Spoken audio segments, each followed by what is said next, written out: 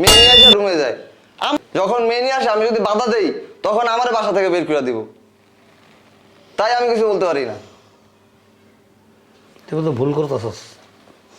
আরে তুমি বিশ্বাস করতেছো না? তুমি যদি বিশ্বাস না করো আমার সাথে রুমে চলো, যখন আসবে তুমি দেখো নিজের চোখে। তোর বাবা তো এরকম না, আমার ছেলে আমি চিনি না ওরে। তুমি আসছো 1টা ঘন্টা বসো, তুমি তো আসছো সে জানে না। আসো বসো আমার রুমে বসো, দেখো কি করে।